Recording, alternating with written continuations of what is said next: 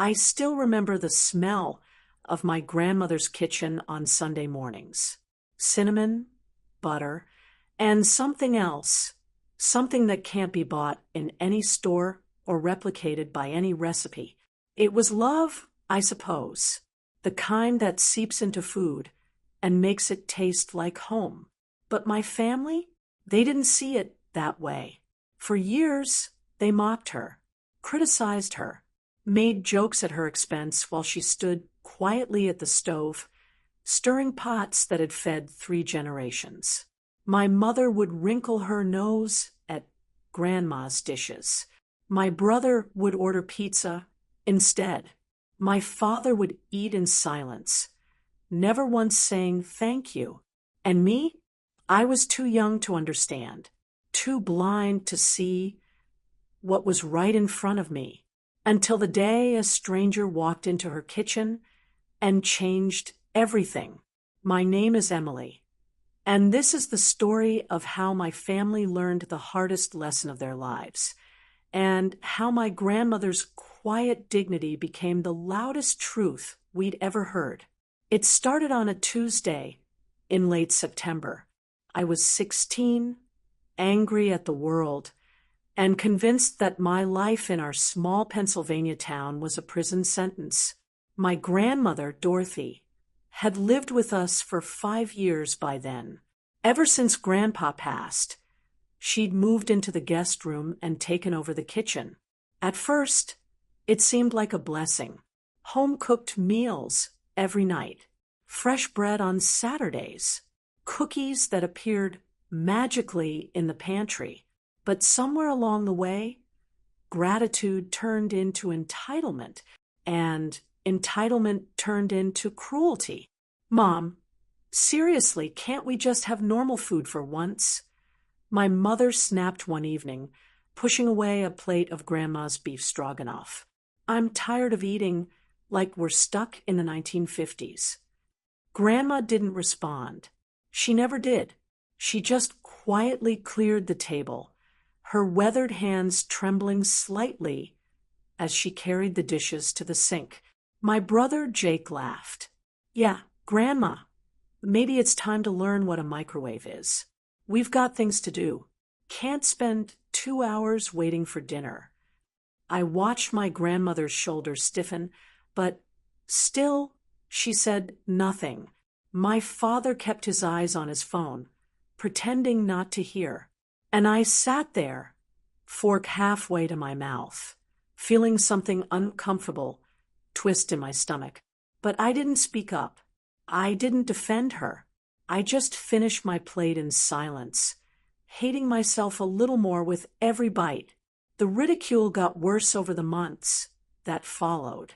My mother started bringing home takeout, leaving Grandma's carefully prepared meals to grow cold on the stove. Jake openly complained about having peasant food when his friends came over. Even my father, who'd always been neutral, began making comments about simpler meals and not wasting so much time in the kitchen. Grandma absorbed it all like a sponge. She never fought back, never defended herself. She just kept cooking, day after day, pouring her heart into food that nobody seemed to want anymore. I remember one particular night in early March. Grandma had spent the entire afternoon making pierogi from scratch, the same recipe her mother had brought from Poland over 70 years ago. I'd watched her that morning, her gnarled fingers carefully folding each dumpling, her lips moving in what might have been prayer or might have been memory. When she served them that evening, my mother took one look and sighed. Dorothy, I appreciate the effort, but honestly, this is just too heavy. I'm trying to watch my figure. She pushed the plate away and pulled out her phone. I'm ordering a salad. Jake didn't even sit down. Yeah, I'm going to Chipotle with Brandon. See you guys later. My father mumbled something about eating earlier at work, though I'd seen him come home with an empty stomach. That left just me and Grandma at the table. 6 empty chairs. 2 full plates. She looked at me with those soft gray eyes, and for the first time, I saw something break behind them. "You don't have to eat them, sweetheart," she said quietly. "I know they're not modern." I opened my mouth to say something, to tell her they were delicious, to tell her I was sorry, to tell her she deserved better. But I was 16 and stupid and scared of going against my family. So I just said, "I'm actually pretty full, Grandma. Maybe I'll have them for lunch tomorrow." I'll never forget the way she nodded. Slow, accepting, defeated. She wrapped up all the pierogi in aluminum foil and put them in the refrigerator. Then she cleaned the kitchen alone, humming a song in Polish that I'd heard my whole life but never learned the words to.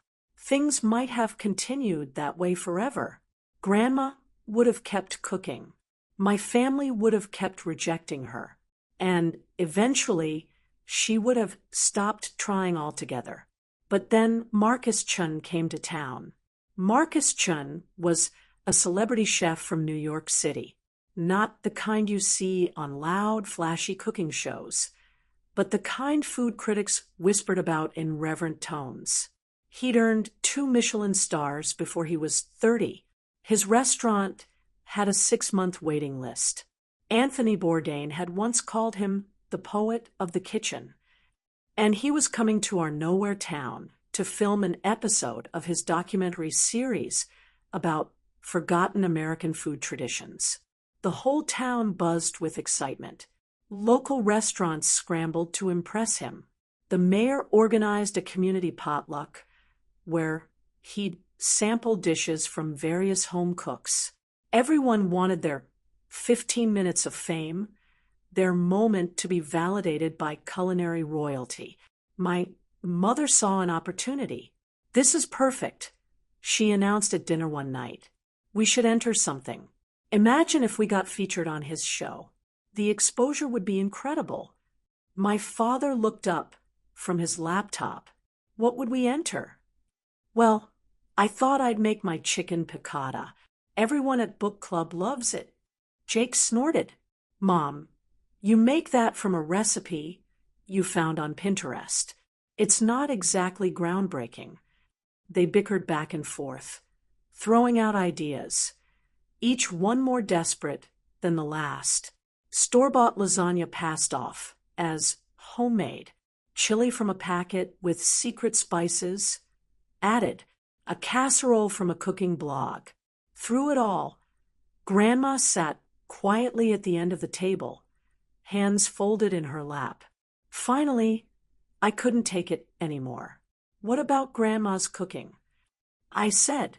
The table went silent. All eyes turned to me. "What?" my mother said. "Grandma's cooking," I repeated. Louder now. "She's been cooking authentic Polish food her whole life. Recipes passed down for generations. Isn't that exactly what his show is about? Forgotten food traditions?" My mother laughed, not kindly. "Emily, be serious. We're trying to impress a world-class chef, not embarrass ourselves." "Your grandmother's food is very rustic," my father added carefully. "I'm not sure it's what they're looking for." Jake was less diplomatic. "Dude, they want food traditions, not nursing home cafeteria specials." I felt my face burn with anger, but before I could respond, Grandma spoke. "It's all right, Emily." Her voice was soft, but there was something new in it, something that might have been sadness or might have been resignation. "They're probably right. My food is simple, old-fashioned, nothing special." She stood up and began clearing the table, even though we were all still eating. I watched her walk toward the kitchen, her back bent, her steps slow, and something inside me cracked. I couldn't sleep that night. I kept thinking about Grandma's face, about the way she'd said, "Nothing special," as if she really believed it. Around midnight, I crept downstairs for water and found her sitting at the kitchen table in the dark, a cup of tea cooling in front of her. "Can't sleep either?" she asked when she saw me. I sat down across from her. "Grandma, why do you let them talk to you like that?" She smiled, but it was tired, worn. "Oh, sweetheart, they don't mean anything by it. The world is different now. Food comes in boxes and bags. Everything is fast, convenient. My way of cooking, it's from another time. That doesn't make it less valuable." Maybe, maybe not. She took a sip of her tea. "But I'll tell you something, Emily, I don't cook for praise. I never have. I cook because it's the language I speak. Some people say, 'I love you' with words. I say it with food. They don't deserve it." I whispered. She reached across the table and took my hand. Her skin was papery, marked with age spots and scars from a lifetime of work. "Family isn't about deserving, sweetheart. It's about showing up anyway."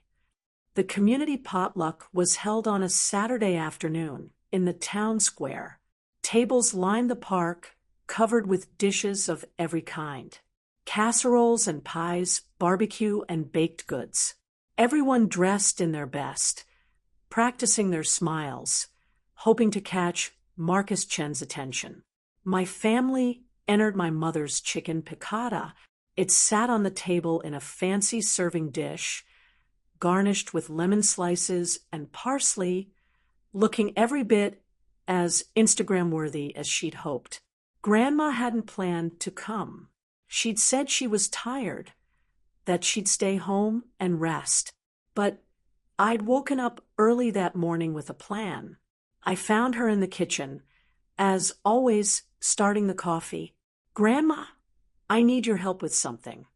She turned, surprised. "Of course, dear. What is it?" "I want you to teach me how to make your pierogi, the real ones, from scratch." Her eyes widened. "Today, right now." We worked side by side for 3 hours. She showed me how to make the dough, how it should feel under my hands, elastic and smooth, how to roll it thin, but not too thin, how to fold each dumpling, so the filling stayed inside, but the shape remained delicate. She told me stories while we worked, about her mother teaching her these same recipes in a tiny kitchen in Krakow, about bringing these traditions to America in a battered suitcase, about cooking these dishes for my grandfather during the hard years when they had nothing but flour and potatoes and love. "Food is memory," she said softly, her fingers moving with practiced grace. "Every time you make these, you're connecting to everyone who came before you. You're keeping them alive." By noon, we had 5 dozen pierogi, some filled with potato and cheese, others with sauerkraut and mushroom. We boiled them until they floated, then pan-fried them in butter until they were golden and crispy. "Now what?" Grandma asked, looking at the mountain of food. I grabbed a container. "Now we go to the potluck." "Emily, I don't think." "Please, Grandma, trust me." We arrived at the park just as Marcus Chun was making his rounds. He moved from table to table, tasting, asking questions, his face thoughtful and composed. A camera crew followed him, documenting everything. My mother spotted us, and her eyes went wide with horror. "Emily, what are you doing here? Is that—" She looked at the container in my hands. "Please tell me you didn't." "I brought Grandma's pierogi," I said loudly enough for people around us to hear. Jake groaned. "Oh my God, you're going to embarrass us." "Emily, take those back to the car right now," my father said, his voice tight with anger. But I was already walking toward an empty spot on one of the tables. I set down the container and opened it. Steam rose, carrying with it the scent of butter and onions and potato, and something indefinable, something that smelled like history.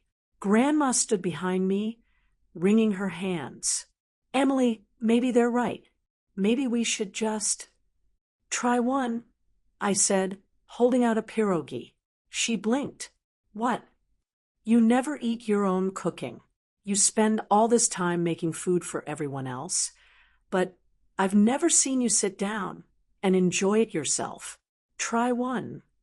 Slowly, hesitantly, she took the pierogi and bit into it.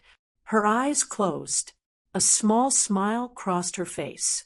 It's good, she whispered, almost surprised. It's more than good, Grandma. It's perfect. Marcus Chun reached our table 20 minutes later. By then, several people had already tried the pierogi. Word had spread. People kept coming back for seconds. He looked at the container, then at Grandma, then at the pierogi. He picked one up, examined it, and took a careful bite. The park seemed to go quiet. My mother held her breath. Jake stared. My father watched with an expression I couldn't read. Marcus chewed slowly, swallowed, closed his eyes. Then he took another bite, and another. When he opened his eyes, they were wet. Who made these? His voice was rough. Grandma stepped forward, her hands shaking. I did, sir. What's your name? Dorothy Kowalski. He looked at her for a long moment. Then he said, How long have you been making these? 72 years, she said quietly. My mother taught me when I was 7 years old in Poland. We didn't have much, but we always had these. For holidays, for celebrations, for when we needed to remember where we came from. Marcus Chen set down the pierogi and turned to his camera crew. Stop filming the rest. We're done here. This is the story. My mother's face went pale. I'm sorry, what? He ignored her, focusing entirely on Grandma. Mrs. Kowalski, these are the best pierogi I've ever tasted. And I've eaten at every major Polish restaurant in New York, Chicago, and Warsaw. These aren't just good. They're transcendent. There's something in them that can't be taught in culinary school. It can only be passed down, lived through, earned through years of love and loss and memory.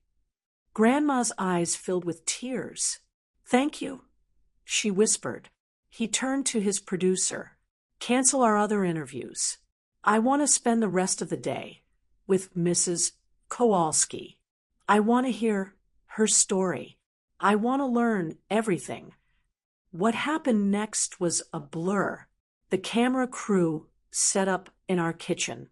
Marcus Chen sat at our table, while Grandma cooked, asking her questions, listening to her stories, treating her with a reverence my family had never shown. My mother tried to insert herself into the filming. I'm Dorothy's daughter-in-law. I've learned so much from her cooking. Ma'am, please step back, the producer said firmly. We're focusing on Mrs. Kowalski's story. Jake tried to hover in the background, hoping to get on camera. He was escorted out. My father stood in the doorway, watching, his face unreadable, and I sat in the corner, watching my grandmother transform. She wasn't the quiet, defeated woman who'd been cleaning up after ungrateful family members for 5 years.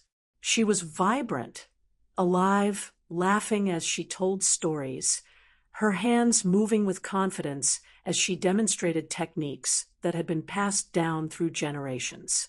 Marcus Chun didn't just taste her food. He understood it.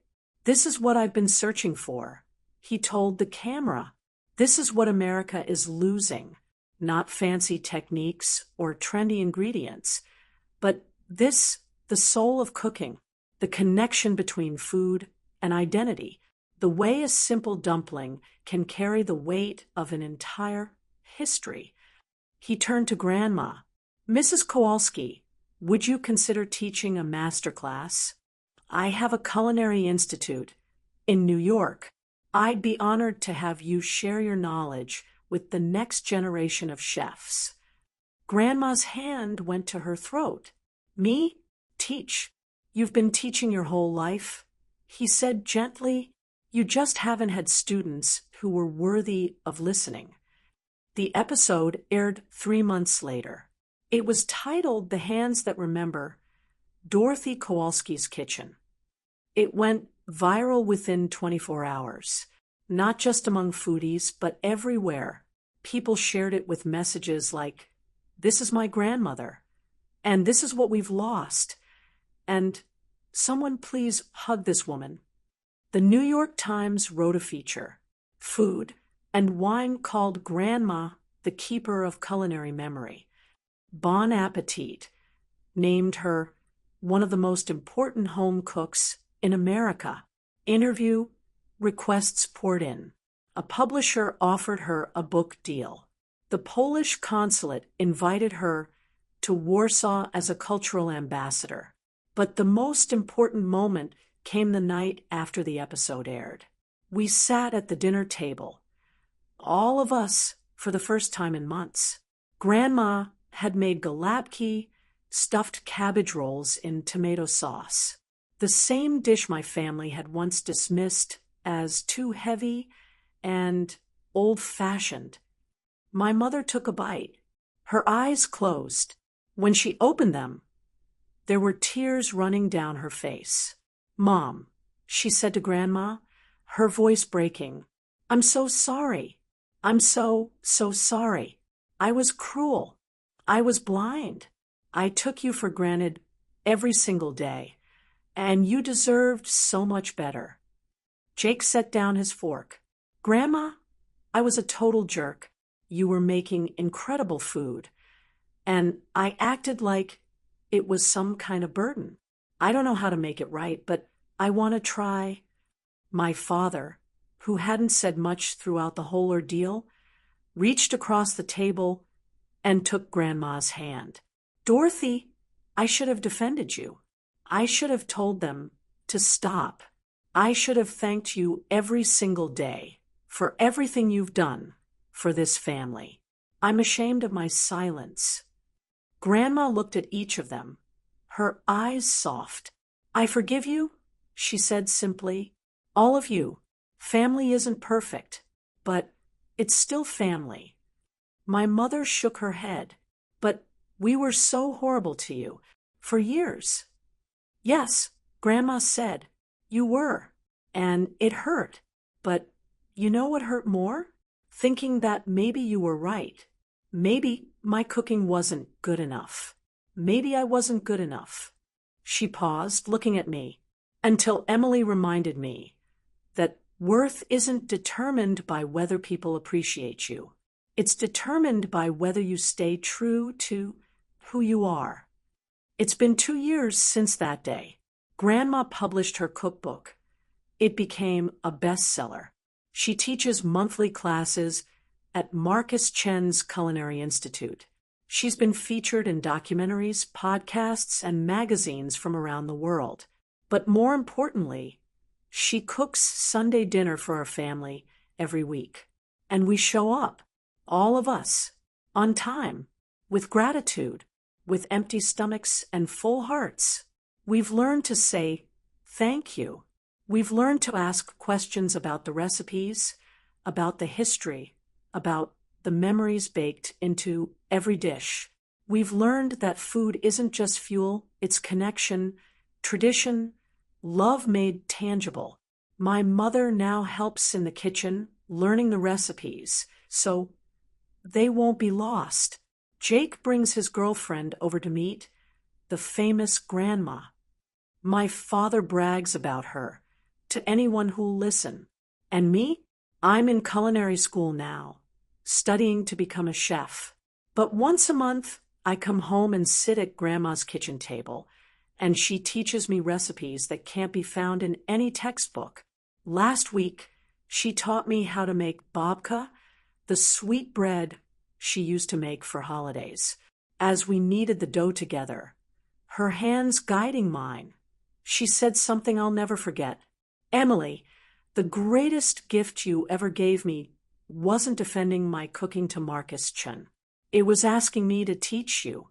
It was seeing value in me when I'd stopped seeing it in myself." "Grandma, your value was always there," I said. "We were just too blind to see it." She smiled. "Maybe, but sometimes we need someone to hold up a mirror before we can see our own worth. You were my mirror." I think about that a lot now. How easy it is to overlook the people who feed us, care for us, show up for us day after day without fanfare or recognition. How we can become so entitled to love that we stop recognizing it when it's served on a plate. My grandma didn't need a famous chef to validate her worth, but sometimes it takes an outsider to make us see what's been in front of us all along. She's 83 now. Her hands shake a little more than they used to. She moves slower in the kitchen, but when she cooks, she still hums those Polish songs. And the food still tastes like memory, like home, like love. And now, finally, we taste it too. If you've got someone in your life who shows up for you in quiet ways, who makes the meals, who keeps the traditions, who loves you through the mundane and the everyday, tell them thank you. Tell them their work matters. Tell them you see them, because the most important people in our lives are often the ones we notice the least, until one day someone reminds us to open our eyes. And by then, if we're lucky, it's not too late. I think about that a lot now. How easy it is to overlook the people who feed us, care for us, show up for us day after day without fanfare or recognition. How we can become so entitled to love that we stop recognizing it when it's served on a plate. My grandma didn't need a famous chef to validate her worth, but sometimes it takes an outsider to make us see what's been in front of us all along. She's 83 now. Her hands shake a little more than they used to. She moves slower in the kitchen, but when she cooks, she still hums those Polish songs, and the food still tastes like memory, like home, like love.